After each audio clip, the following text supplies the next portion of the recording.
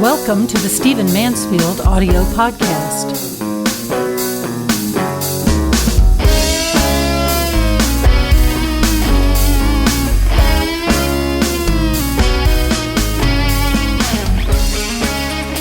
I want to start this podcast by telling you a story. It's a story about our current Secretary of Defense, James Mad Dog Mattis. The story is that Mad Dog Mattis has a bear skin rug in his home, and apparently the bear is alive, but he's just too scared of Mattis to move. Now, I love this story because it tells you something about James Mattis, and what I want to talk to you about today are some of the generals in the Trump administration. As you know, if you listen to this podcast, I am not an outspoken advocate for the Trump administration. I should say for Donald Trump. I respect a lot of the people in his administration. I think Mike Pence and others have chosen some brilliant people for the administration as a whole. I'm dubious about Donald Trump. He's obviously a mixture. He's obviously offensive. If you listen to this podcast, where I am on race issues and where I am on economic justice, etc. And so I'm a little bit dubious about Mr. Trump personally, but the team that is being assembled around him is really wonderful. And since there's been some controversy of late about the generals in his administration, I thought I would address this for just a moment. As you know, as I've now said about 3 times, if you listen to this podcast, I have a lot of connection to the military. I want to say very carefully, I have never served in uniform. I went to high school. I graduated high school in 1976. That wasn't a time when there was any kind of a draft or there was much of an emphasis on military. There was no pressing war. We were in a voluntary status by that point. And my timing was, as much as I love the military, honor it, grew up as a military brat, have military officers in my family line for generations back, it just wasn't an emphasis for me. I have West Point grads in my family. I've got major officers going back for years. My family fought at Gettysburg, fought at Yorktown. I mean, I just have that whole history. But for some reason, for me, it wasn't pressing. The times weren't quite right.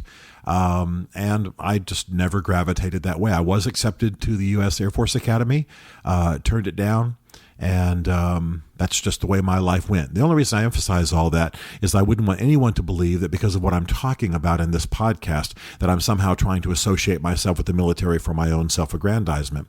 But I do have great respect for the U.S. military. I do speak a great deal at the Pentagon. I live in D.C. half the year. Many of my friends are military officers, and I read military history by the hour. So none of that gives me special cred, but I just want you to know where I'm coming from. There's been a good deal of concern expressed by the press, by the major media, what some people call the mainstream media, about the number of prominent generals in the Trump administration. I want to tell you straight up that I welcome it. I certainly understand that there is meant to be a separation between the military and civilian life in America. I certainly understand that we have a civilian government and it should be led by civilians. But we're talking about generals in the Trump administration taking positions that are fairly specialized, that require a great deal of knowledge, and some of the people who have this knowledge most readily are generals. I read some stats recently that really grieved me. They had to do with how removed the average American is from military life. Just think about it. After World War II and maybe through the Korean War, 1950s, the average American family would have had somebody who served in the military in it. Almost every young man in every community went off to war in some way. Military life was near. Our president, under Eisenhower, was a general. And so people were close to military life. They followed military campaigns. They knew the ranks. They knew the insignias. They had boys coming and going, women coming and going in uniform from every community in the country, no matter how small. And so everybody had some sort of connection to the military. Well, now that's not so much the case. The military is sort of foreign. It's very possible for an American family to have no direct connection to anyone who's ever served in uniform, and certainly not to anyone who has ever given their life in the service of their country, whereas that used to be almost the norm for American families. So there's a little bit of suspicion that is being whipped up by the press of these military leaders as though somehow there's a coup taking place in America. And I want to suggest that the opposite is the case, that while the Republicans may be more turned towards the military than perhaps the recent Democratic administration, that this is not a coup, that this is not something untoward, that this is exactly the way it should be. Let me tell you about some of these people who are in office. I respect them. I respect their culture. I respect their personal achievements. I've met some of them. I'm not best buddies with any of them, not claiming that at all. But I have met them at various events, and some of them have been in the audience when I've spoken and things of that nature. General Mattis is a man I really respect. One of the most intriguing features about him is that he is a lifelong bachelor, and yet that doesn't come with any particular sexual bent. You can imagine what I'm saying. He just has chosen, as some men do, some women as well, to be a lifelong bachelor. He is not a product of a military education, at least initially. He graduated from a fairly standard sort of middle-of-the-road university. He went to Central Washington University. His mother was an immigrant, by the way. It's good for us to keep in mind. He did get a degree, a master's degree from the National War College. What I like about him, perhaps the most, other than just his amazing generalship and military leadership, is that he is sort of a self-educated scholar. He has 7,000 volumes in his library. Now, I have a lot of books. Those who have been to my homes will tell you, and I bet I don't have 1,500 books. 7,000 is rooms full of books, and this man has read almost all of them. One little side story I'll tell you, I won't tell you exactly who this is, but a U.S. congressman has some grandchildren, and they are very impressed with General Mattis. So they decided that they were going to start reading, now that they can read, they were going to start reading 7,000 books, and try to get up eventually in their lives to the number of books that General Mattis has. And so they got their first book as a gift from this grandparent who's in Congress, and the book has 1/7,000, another the first of 7,000, written on the inside. So these kids are consciously trying to catch up with General Mattis. I love that. Think of how many politicians, how many other public officials are inspiring that kind of thing in the minds of the young. You just can't admire this guy enough. He carries around with him at all times a copy of Marcus Aurelius's Meditations, one of the most influential books in world history. Influenced Truman, influenced many people, and some people, particularly I find military people, find its short, pithy statements and meditations on leadership and conduct to be very, very helpful. General Mattis has served in the Persian Gulf Wars, in Afghanistan, in Iraq. He worked as a civilian for General Dynamics. They call him the warrior monk because he's a little bit to himself. He's a little bit scholarly. He does his job. He does it well. But he is one tough dude. That joke, that story about the bear rug is very much an example of what he's like. A reporter once asked him how he would deal with the chaos and the mayhem on the battlefield. He said, "Ma'am, I cause chaos and mayhem on the battlefield." So you see what kind of man he is. You see how tough he is. He absolutely is in the right place as our Secretary of Defense, and he's going to do a great job with this. By the way, he disagrees with Donald Trump on a number of things. He's in favor of the two-state solution in the Middle East. He has different views of Asia. I think we should probably give Donald Trump credit for the fact that he has appointed people who disagree with him. I think that may be one of his strengths, is that he does like to test people. He does like to push on people. He does like push back from people. And this is certainly what some of his generals are going to do. Just this morning, I got up and found out that General H.R. McMaster's is now going to be the president's national security advisor. This is after the firing of General Flynn, who apparently lied to Vice President Pence about some matters related to Russia. I like this man very much, very much. And, this is an example of, I'm about to describe an example of something that you don't hear very much about. These generals are not just war dogs. They are not just guys who live in the battlefield and chomp on cigars and swill whiskey and send kids out to die. They are often extremely well educated. They often have had experiences that make them sensitive to war. General McMaster's, for example, is, yes, a West Point grad, unlike General Mattis, and yet he has a master's degree and a PhD in history from North Carolina, one of the finest history programs in the country. And for his doctoral dissertation, General McMaster's wrote a dissertation that was critical of U.S. policy in Vietnam. Now, that's not very hard. It's obvious that was a failure. But the fact is, this is a thinking man. This is a scholar. And he's known for insisting that his troops read and that his commanders read. And he issues book lists and so on. And just like, in fact, General Mattis does the same thing. He's interested in the intellectual side of leadership, not just having small brains and big bodies amongst his troops. And then one of the men I really like is General Kelly. General Kelly is head of Homeland Security for us now. One sentence from the Wikipedia article I read as part of preparing to talk to you about this really moves me. It says, before he reached the age of 16, he hitchhiked to Washington State and rode the trains back. Now, this is all the way to Chicago, including a freight hop from Seattle to Chicago.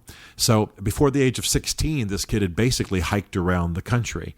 I like him very much. I like general officers who are non-commissioned officers earlier in their lives. General Kelly first served with the Merchant Marine during the Vietnam War. Basically, that was a civilian role. He said his first trip overseas was to carry 10,000 tons of beer to Vietnam, obviously for American troops. He became a non-commissioned officer. Now, for those of you not in the military, that means you're a sergeant or below. It means you're not a lieutenant on up in the ranks. You're not an officer. You're a non-commissioned officer. And so he served in that role for quite a while. And I like I say, senior officers who were initially non-commissioned. And the reason is that they know what it's like for stuff to roll downhill. They know what it's like to be grunts. They know what it's like to be privates and be ordered around and have their lives on the front line and be beaten on, so to speak, and maybe have risked their lives and watched friends die. Of course, people at any rank can do that, but the lower ranks are more likely to do it. He was finally commissioned in 1975. He did get a master's degree in security studies from Georgetown. And one of the tender things about John Kelly is that he had a son who was a first lieutenant killed in Afghanistan. His son stepped on a mine there. So these families of these generals have paid a huge price, many of them just for simply having a person of this high rank in their families. But more often than not, these families also have sons and daughters who serve in the military, and frequently they are killed in the line. So here are men whose head of Homeland Security lost a son in a U.S. war. You think these guys are warmongers?